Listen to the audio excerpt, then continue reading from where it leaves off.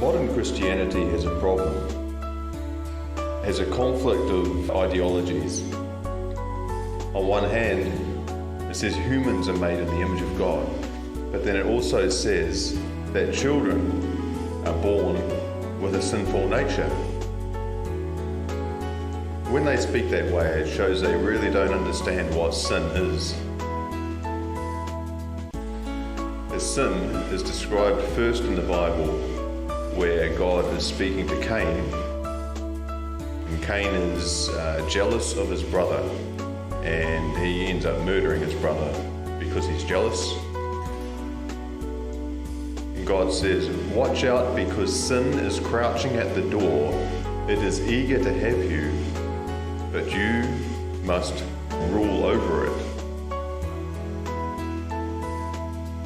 So by saying it that way, God is describing sin as an enemy. He's personifying sin.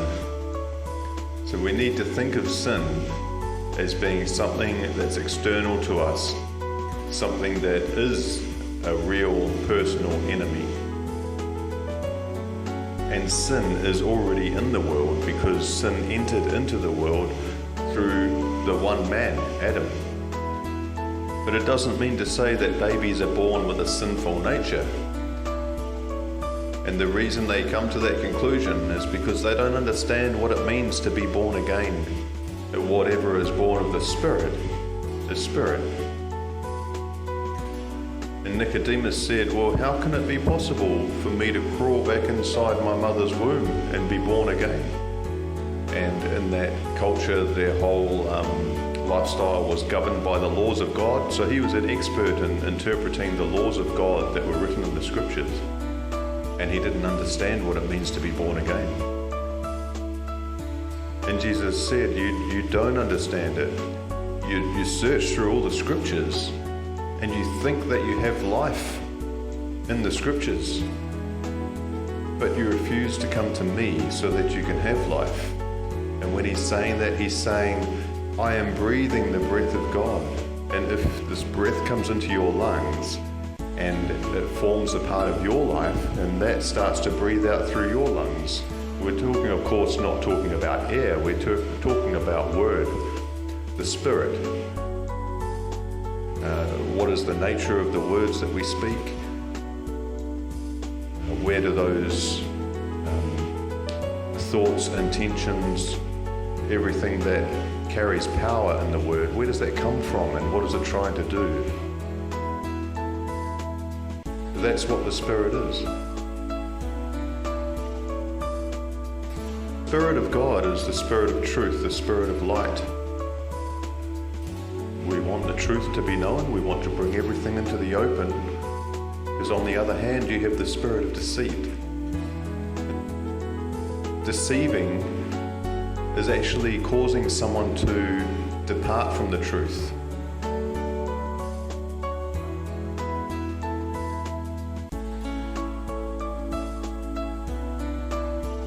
So deceit is a way of covering up the truth. And there's a juxtaposition that they write in the Bible between light and darkness. And the way to understand that, if you go outside at night when it's dark, you can't see anything. You have to take a torch. And with the torch, with the light, you can actually see what's out there. And so the light brings things to the knowledge, out into the open so you can see them.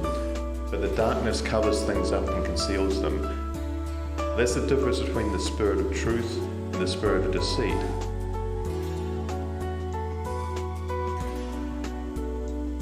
You say, well, if babies are born not having a sinful nature, well then they're not born with any spirit of deceit.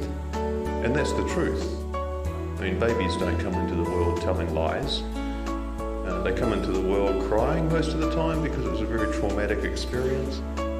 If you press anyone to say, well, how can you say that babies are born with a sinful nature? They say, well, look, they're crying and they just want everything now. They sleep whenever they want to. They want their food. They just won't shut up and wait if they're hungry. So, well, actually, Those things are natural expressions of pain and distress.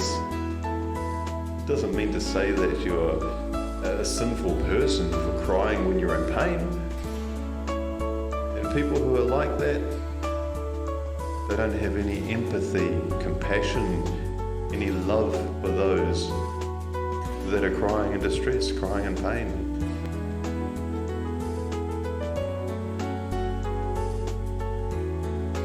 But they judge them. Certainly that's a judgment. To say that they're a sinful person for crying in pain.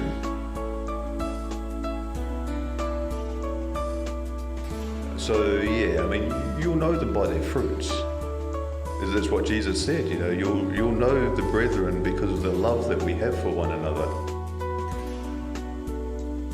So the reason why children actually start to lie, the reason that a person chooses deceit instead of truth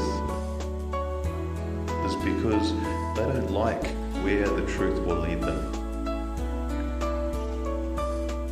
It doesn't necessarily make them wrong for that, because there's two basic ways that they can come about. Either it can come about through sin, or it can come about through innocent fear, which would be on account of, say, being afraid of a person that you're being honest with, not being trustworthy with the truth.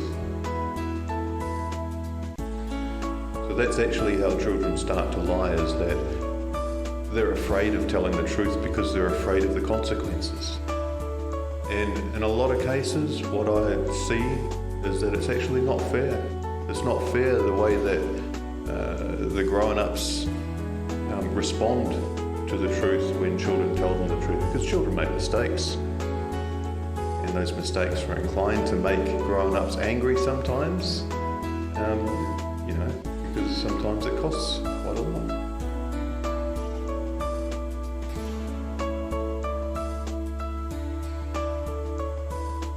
But what I find is that the grown-ups having no mercy, and they don't understand the children, and they've actually developed a tendency to punish children,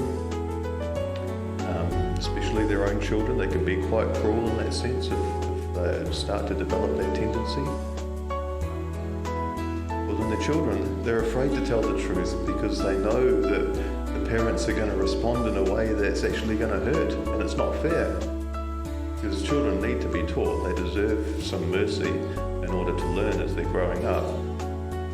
And so in order to get that justice that children deserve, that's why they lie. They lie because they know that it's not fair the way the parents are going to respond with anger and punishment. So love just wouldn't produce that in a child, and this is what I find, that when I speak to children and they're always really, really honest and trusting with me, and it's because of the way that you respond to the truth when they tell the truth. And if they develop that trust, well then they don't need to lie. It's not in their nature to want to lie. So this is why it's important that we're able to love one another, in order that we can trust and be truthful with each other without being afraid of what might happen if we tell the truth.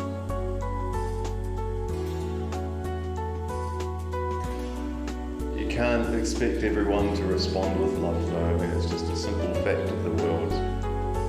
Jesus said, "I'll send you out as sheep among wolves."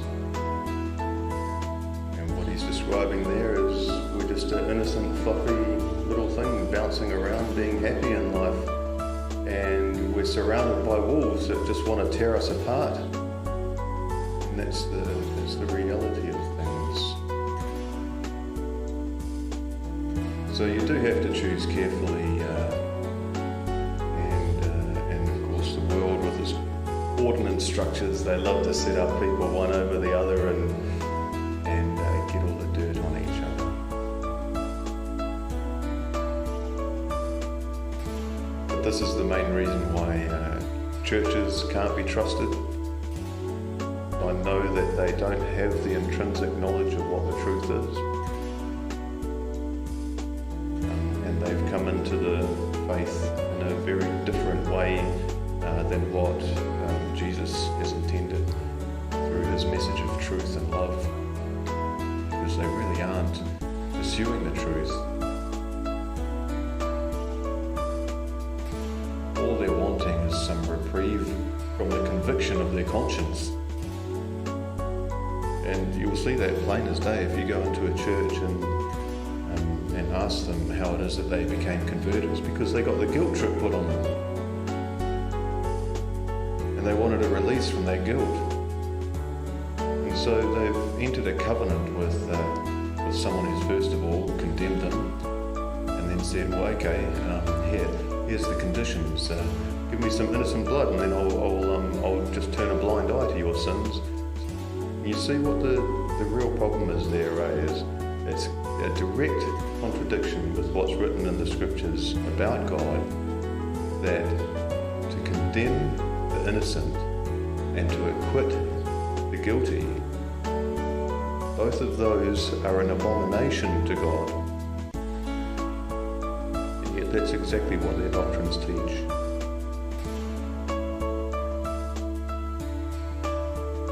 Anyway, I'll give you a bit to think about, and hopefully be able to make something nice of this. See ya.